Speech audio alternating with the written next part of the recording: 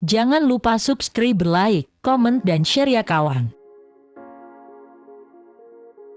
Gendut siapa takut melawan risak ala komedi? Pesan tentang penerimaan diri dan citra tubuh positif disuguhkan dalam balutan komedi romantis dan menghibur di film Gendut Siapa Takut.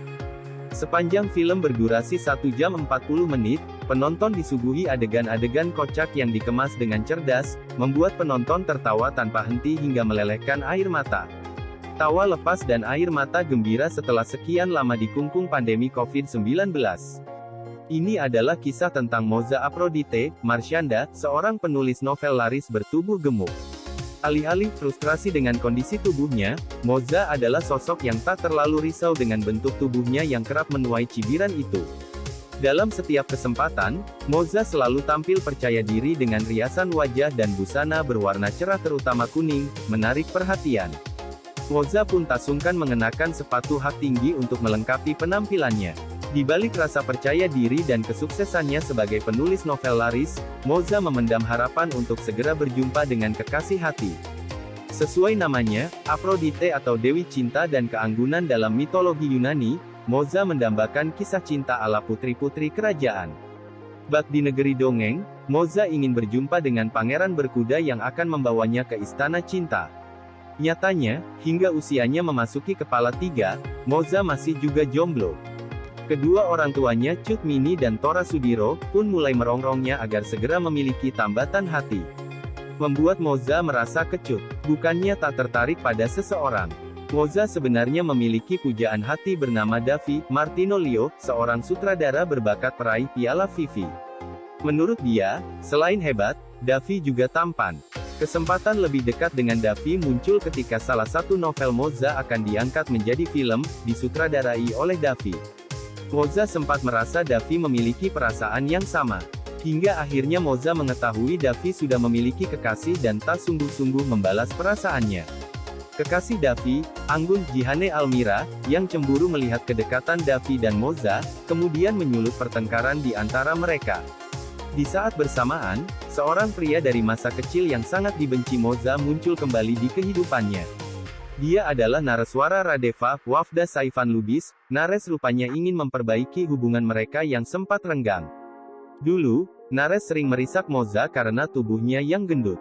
Moza yang telanjur sakit hati tak bisa begitu saja menerima kehadiran Nares yang kini telah menjadi dosen. Di sisi lain, Nares begitu ngotot ingin kembali masuk ke dalam kehidupan Moza. Melalui adik Moza, Nobel Omara Estehlal, Nares mencoba merebut peluang untuk kembali dekat dengan Moza. Lalu, siapa yang akan menjadi pangeran berkuda pemilik cinta sejati Moza? Ringan dan menyenangkan praktik mencela atau mengkritik terkait bentuk tubuh seseorang, body shaming, dan isu risak bullying, sejatinya bukan isu sederhana. Pada banyak kasus, kedua isu tersebut kerap menimbulkan luka batin mendalam. Di film Gendut Siapa Takut, Moza yang menjadi korban perisakan di masa kecil juga digambarkan enggan kembali menjalin pertemanan dengan Nares yang pernah merisaknya. Menariknya, isu yang sejatinya berat itu dieksekusi dengan cara tak terduga, yaitu melalui komedi. Sutradara Pritagita Aryanegara menyuguhkan lika-liku kisah Moza yang berjuang menemukan cinta sejati di tengah isu risak dan celaan terhadap tubuhnya dalam alur adegan yang kental nuansa humor. Ringan dan menyenangkan, tetapi tak kehilangan pesan penting yang ingin disampaikan. Menyentil, tetapi dengan cara yang tak menyinggung. Sejak awal film, nuansa komedi sudah dimunculkan. Misalnya, saat Moza tengah berangan-angan bertemu pangeran berkuda ala-ala putri kerajaan di negeri dongeng, seketika muncul sosok pangeran berkuda secara komikal ala-ala animasi. Begitu pula saat telepon berdering, di layar muncul gambar ala komik yang menunjukkan panggilan telepon seluler yang meraung-raung lengkap dengan nama peneleponnya. Dialog penuh humor yang dibangun para pemain semakin menambah kadar kelucuan di film tersebut. Duet Tora dan Cut Mini yang berperan sebagai papa dan mama Moza pun tak kalah mengundang tawa. Saat sang mama mencibir tentang perempuan yang mau dikibuli laki-laki buaya, sang papa malah menimpali tentang manfaat lidah buaya. Ekspresi Tora yang kocak seolah tanpa dosa menjadi ladang potensial untuk mengundang gelak tawa. Duet komedi keduanya terus mewarnai hingga akhir film. Marsyanda yang menjadi bintang utama tampil dengan tubuh berukuran ekstra. Sebelum syuting, berat badan Marsyanda 54 kg. Saat berperan menjadi Moza, berat badannya berada di angka 74 kg. Film ini sekaligus menjadi penanda kembalinya Marshanda ke dunia akting setelah sekian lama vakum. Marshanda cukup berhasil memerankan karakter Moza yang gendut, tetapi percaya diri. Bila ada hal yang menurut dia salah, dengan berani Moza bersuara, membela diri. Marshanda cukup berhasil memerankan karakter Moza yang gendut, tetapi percaya diri. Bila ada hal yang menurut dia salah, dengan berani Moza bersuara, membela diri. Simak akting Marshanda yang natural saat Moza tengah didekati pria-pria idamannya. Terlihat Marshanda begitu masuk ke dalam karakter Moza. Aktingnya itu mendapat perimbangan yang pas dari Dea Panendra yang memerankan Eno, sahabat sekaligus editor novel Moza yang lucu dan menggemaskan. Rasanya, sulit untuk tidak mengatakan bahwa akting para pemeran di film ini pantas diacungi jempol. Semuanya terlihat total merasuk ke dalam karakter yang diperankannya. Termasuk Jaihan yang di film ini harus menampilkan sisi dirinya yang tak pernah terlihat sebelumnya. Koneksi para pemain terlihat terbangun dengan apik, terlepas dari skenario yang memang ditulis dengan baik oleh Prita dan Ilya Atop. Banyak adegan kejutan yang tak terduga yang berkontribusi mendulang tawa. Akting Hanung Bramantyo yang turut bermain di film ini juga turut mengocok perut. Apalagi, adegan sepeda yang nyaris terjungkit saat Nares mencoba memboncengkan Moza terasa sangat natural. Begitu pula adegan di sesi pernikahan yang komikal, membuat tawa terus berderai hingga air mata meleleh sampai film rampung. Penerimaan diri. Melihat eksekusi Prita, tak salah apabila produser gendut Siapa Takut, Rajesh Kewalram Jagetiani dari Spektrum Film, mengungkapkan, tujuan mereka mengangkat gendut Siapa Takut ke layar lebar adalah membuat film yang menyenangkan sehingga saat penonton keluar dari bioskop semuanya merasa gembira, bahagia.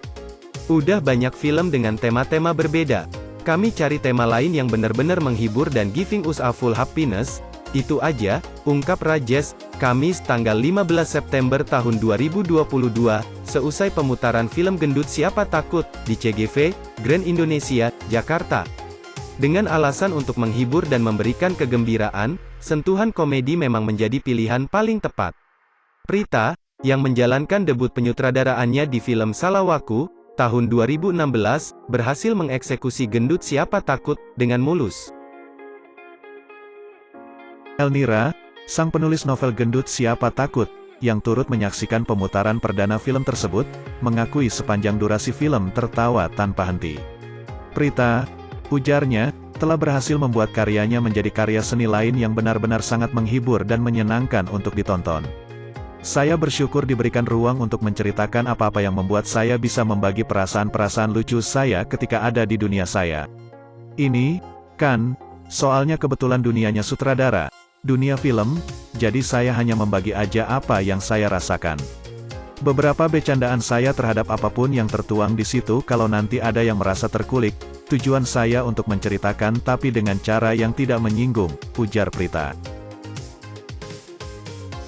Dengan rendah hati Prita mengungkapkan bahwa apa yang tersaji di gendut Siapa Takut, bukan semata kerja pribadinya, melainkan merupakan kerja kolaborasi dari tim yang didengarkan oleh produser dan dimainkan dengan apik oleh para pemain. Dari sisi visual, Prita banyak dibantu oleh Vida Sylvia sebagai production designer dan Fauzan Rizal sebagai cinematographer. Pesannya kalau dari saya lebih pada awareness, pada self-acceptance. Artinya, kita harus bisa mencintai diri kita sendiri. Ya, ketika kita mencintai diri kita sendiri, biasanya afirmasinya udah langsung tertransfer. Jadi, untuk membuli, ketika kitanya udah stand up untuk diri kita sendiri, bullying biasanya juga pergi dengan sendirinya, ungkap Prita tentang pesan yang ingin dia sampaikan melalui gendut Siapa Takut. Setelah sekian lama dibekap pandemi, tertawa lepas hingga meneteskan air mata memang obat mujarab. Don't forget to like, comment, share and subscribe to my channel guys.